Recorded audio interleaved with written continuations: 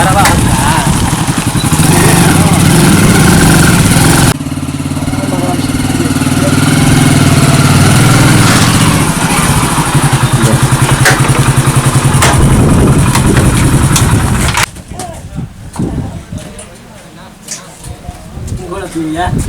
जाए घर पानी ठीक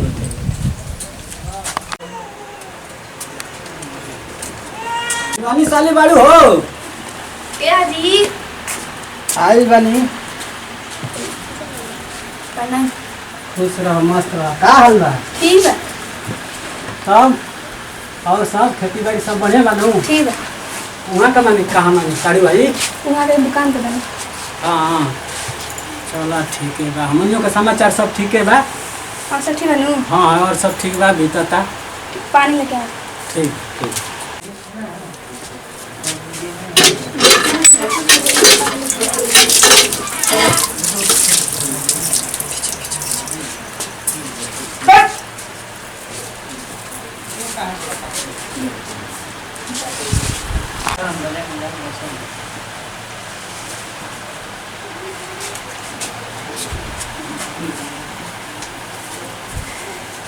तब बढ़िया से रहो तो सास ससुर सब माने पड़ेंगे ना खाना दाना टाइम पर देखनी सास के गोड़ वोड़ दबा देनी बढ़िया से ठीक है हाँ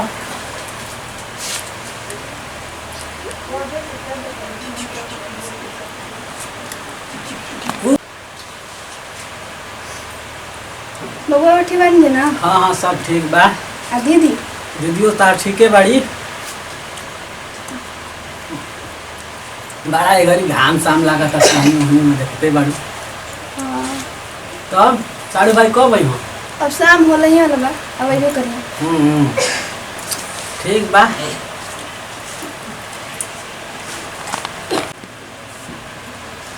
ठीक बा हो शिवानी तन जा तनी हमू बाहर पान वान गुटका उटका खा के आई तेरे साड़ू भाई यहाँ तक फिर भेंट हुई ठीक है ठीक बा ठीक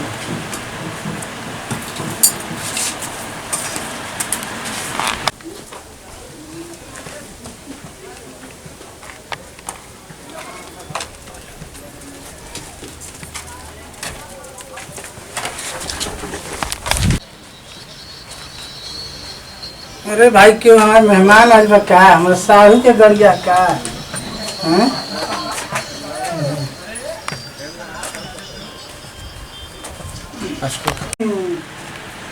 ओए काजी आगे नहीं आज कुछ ना बचल है यार ये लाइक रहे ये लाइक रहे बड़वा के अच्छा हम जा हरदम मटन लेके ना आज क्या मटन लेके आए अच्छा हम जा तन लिया वे फोन ना करनी तब कैसे लिए फोन कैले ना रही मोबाइल स्विच ऑफ रहे और हाँ तो स्विच अप रहे हम जानबे ना करनी तब दिया तनी अब क्या कर मटन लेके आएंगे आज जाए अरे खसी उसी के ना मिली तो मुर्गा ना खाई हाँ ना रोगा बकरी काटी ना तो बकरी आ जाई बकरी काटी ना तो बकरी रही हां जाई जाइला तो तारा फोन न करला हम का जानते नहीं कि तारा नहीं हम जानबे ना कनी साड़ू के भेजेला कम से कम तो तू बालू पर्दा में हम घूमत नहीं गर्दा में तो हम का जानते नहीं कि जीजा आइल बा कि के आइल बा हां तारा फोन करेला ना कम से कम हां गड़ी किशमिश खा गेलू मुक्ते में हमर शरीर राखत तू कुपते में हां और हम का करी फोन करबे ना कैलू तो कुछ ना ले में तो हमार जीजा होता तो हमला भेंट करता तो हर जीजा आइल तो भेंटे ना केलो तो हम का जानते बहरी ना गइल बनी बहरी गुल बनी तो फोन करे ना तारा हम मोबाइल ले नहीं बनी फोन करते नहीं खू तब हम का करी बोलो ये बात हां अच्छा हम बकरिए के लेके आए जाई जल्दी लेके जाई क्या कहीं हो मोटा मोटा ना मना रहा का सगरे उड़ा गल प्रकाशों के गोनी तो उनको कहना रहा तब हम का करी कुछ बनाव कुछ ना बनी मटन नहीं बनी तब बनी कैसे मटन बनी हम नहीं अंदर लेके आई मटन कहीं मिलते नहीं खे ना करे साड़ू भाई खिया दी करे देवा खिया दे तो उनके हम मना दो जाफर मुर्गा अंडा से और तोके मारो डंडा से चलो रे उठा मार ली हमरा के जानलू साड़ू खाती हाथ ना मारो तो हमारा खाती दाल भात चोखा नहीं के बनावे के काहे का चोखा बनाई ना बनेबू तो मटन नहीं खेम हम ना खइयन मुर्गा हमारा जीजा खइयन चोखा चोखा ना खई हां ना हैं दिन भर हम रहते नहीं घीटिया तू मारत हमके गीटिया हमके मिलत नहीं के खाए के लीठी हाँ लिट्टी ना खा जा रहुआ लिट्टी खाए ना हम काटते काटत हम परेशान बन आज साँझ हो गई मटन ना मिलल तो कुछ चोखे भात बना के खिया देला चोखा ना बनी मटन लेके आइए आज मटन ही बनी तो बनी जाए रुक रुक रुक रुक हाय रे माई हमार घर में पुड़े मेरे दादा ई दुगलवा घरे आके रे माई रे विराज शुरू कर देलू रे विराज शुरू कर देलू रे हो हैं हम से सतयुग में राम ना जीतन तब हमनी के का मेहरारू से जीतल तू विराज चालू कर देलू हैं यदि कोनो उपाय लगाई आज मटन आई तो आई जाई मटन के भुखाइल बेलू तो मटन चल कहीं से उपाय करबे न करब बाकी रोब गाव मत प्रेम से रह हमनी के दोनों आदमी बानी या दुइए गो आदमी बानी खुशी मन से रहल जा खाइल जा पियल जा प्रेम से रुक रुक 4 गो बावा से खसी हनिए के निकाल दिए तो आधा किलो के बाद काम हो जाई चल जा बा हम कसाई बोलम पहले ना दिमाग लगा के रहे रहुआ के आए जाई जाई जाई जल्दी कहीं जाई हां चलो चलो चकुया के ना धर चल जा रुक जाई जाई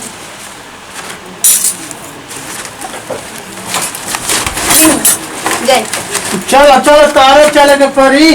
का हम भी हाँ ना ना ना हम ना जाई खाली फसिए नहीं के काटे के हई काटे के चली ना जी ना हमरा डर लगे अकेले ना हई ना ना हमरा डर लगे ना रघु चली अकेले ना हम जाई रघु चले के पर चली अरे जाई रहुआ ना ना चली रघु चली ना तो हम ना जाई चली रघु चली अकेले ना हई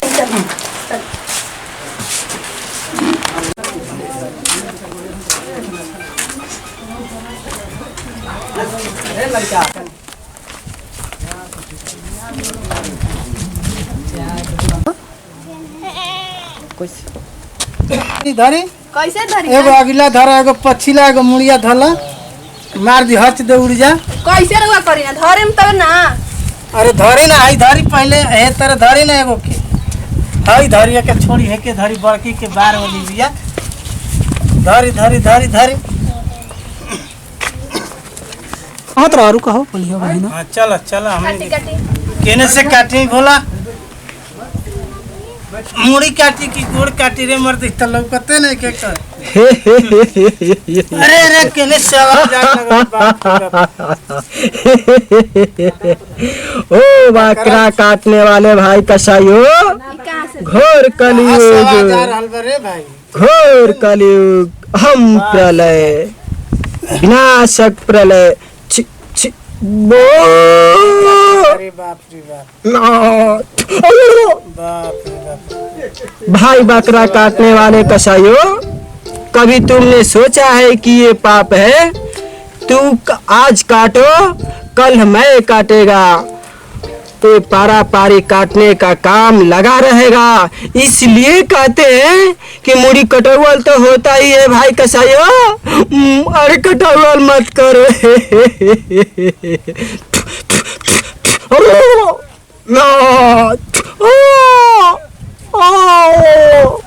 कहां से आ रहा रे भाई